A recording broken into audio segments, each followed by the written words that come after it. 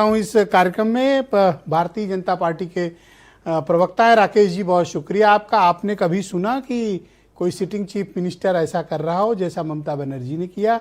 लेकिन सवाल तो ये है कि जहाँ जहाँ चुनाव आता है, आप जहाँ जाते हैं उसके पहले एजेंसी पहुँच जाती है, जैसे कि ईडी पहुँच गई है। ये आपका एक फिक्स्ड चलन हो गया है कि जिस राज्य में चुनाव है वहाँ ईडी और सीबीआई को एक्टिवेट कर दो। सीबीआई तो कम हो गई है, ईडी को आप पहले भेजते हैं। ब्रजेश जी, भारत के संदर्भ में कई सारी उपमाएं दी जाती हैं। भारत को त्योहारों का देश भी कहते हैं, भारत को चुनावों का देश भी कहते हैं। हर समय कोई ना कोई चुनाव होता रहता है। क्या चुनाव देख करके बाकी गतिविधियां ठप कर देनी चाहिए? अगर ये छापा 1 साल पहले पड़ा होता तो कहते कि लोकसभा चुनाव के परिणाम से नाराज होकर के छापा डलवाया है। अगर लोकसभा चुनाव से पहले पड़ा होता तो कहते कि लोकसभा चुनाव को प्रभावित करने के लिए छापा डलवाया हुआ है।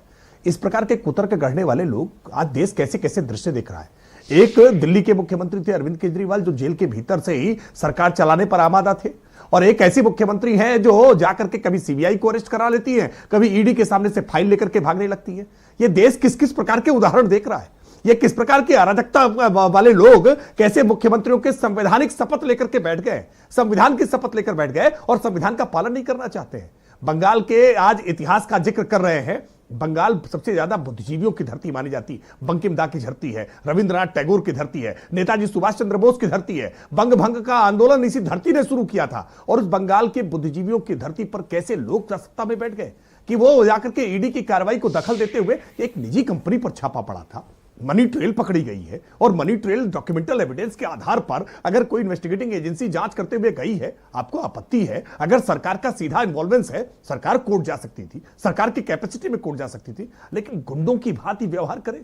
एक मुख्यमंत्री गुंडों की भांति व्यवहार करे, जाकर के इस प्रकार से वहां पर फाइलों को लेकर के छीन करके भाग जाए। ये दृश्य देख करके आज निश्चित अब मेरे 2-3 सवाल हैं आपसे, और पूरी संविधान सभा आज अपने आप में शर्मसार महसूस कर रही है। मेरा पहला प्रश्न ये है कि आखिर उनकी पॉलिटिकल कंसल्टेंट एजेंसी पर आपने छापे क्यों डाले? आपने तो छापे जानबूझकर डाले हैं। कोई डायरेक्ट इन्वॉल्वमेंट का सबूत अभी तक ईडी ने पेश नहीं किया किसी के सामने। नहीं, सबूत तो छापे के बाद ही पेश किए जाएंगे ना। सबूत पहले पेश कर छापा डालने के बाद छापे मारे जाए, ऐसा तो होता नहीं ना। और छापे के लिए भी बाकायदा कोर्ट से उसके लिए भी अनुमति होती है, और उसमें इनके पास भी कोर्ट के पास जाने की इनके पास भी समय होता है, पावर होती है कि वो कोर्ट में जाकर के इसके कार्रवाई को चैलेंज करें। लेकिन इस तरह से एक निजी कंपनी के लिए सरकार का इस तरह से जाना, मुख्यमंत्री का जाना, और 20 करोड़ रुपए कई मनी ट्रेल मिली। अच्छा, एक सिचुएशन में आपके सामने जानकारी नहीं है, कोयले घोटाले के पैसे इनके लोगों के पास गए हैं कि अभी बंगाल की पुलिस या कोलकाता पुलिस आपकी किसी पॉलिटिकल एजेंसी पे जो आपकी कंसल्टेंट हैं, जैसे एबीएम है, एबिलियन माइंड, इन लोग की पेरेंटल कंपनी है, और भी कई आपके पास कंसल्टेंट कंपनीज हैं, उन पे अगर छापा डालेगी तो वो भी तो नियम सम्मत होगा। ब्रजेश जी, आप एजेंसियों पर छापा डालने की बात कर रहे हैं। हमारा दर्द देखिएगा कभी।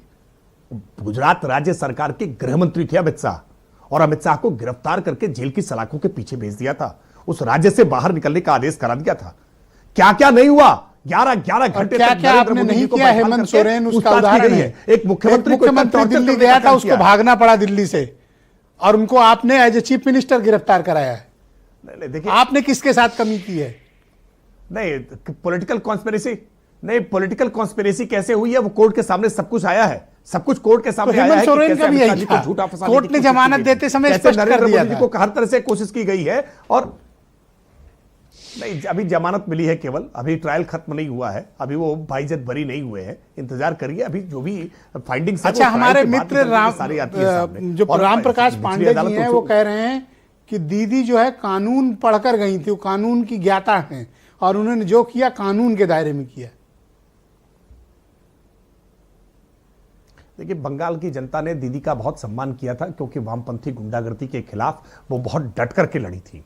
दुर्भाग्यपूर्ण है कि वामपंथी सारे गुंडे अपनी पार्टी बदल करके टीएमसी में शामिल हो गए, और टीएमसी ने आज जिस तरह का एक गुंडागर्दी का एक मॉडल खड़ा करने का काम किया है ना, और जिस तरह से जिहादियों को आज प्रश्रय देने का काम ममता बनर्जी ने किया है, वो तो आज उन्होंने वामपंथी गुंडागर्दी को भी बहुत पीछे छोड़ दिया। वो जो लाल सलाम के नाम पर गुंडागर्दी थी ना, उस गुंडागर्दी को बहुत पीछे छोड़ करके आगे आ गए। और इसीलिए आज देखिए कि जो कांग्रेस की राज्य इकाई है ना, कांग्रेस की राज्य इकाई भी लगातार मोर्चा खोले हुए। वो अलग बात है कि अभी कांग्रेस के प्रवक्ता देखिए अजय उपाध्याय जी बताएंगे कि ममता बनर्जी कितनी लड़का है। भाई ईडी ने छापा मारा, ईडी के ऊपर ममता बनर्जी और कलकत्ता पुलिस ने मार दिया, पर एजेंसी ने एक तहरीर भी ममता बनर्जी के खिलाफ नहीं दी कि साहब इन पर मुकदमा लिख लो, इन्होंने हमारे इन्वेस्टिगेशन को प्रभावित किया। वो हाई कोर्ट जा रहे हैं। हम पर आप पर होता तो सर गला दबा देते।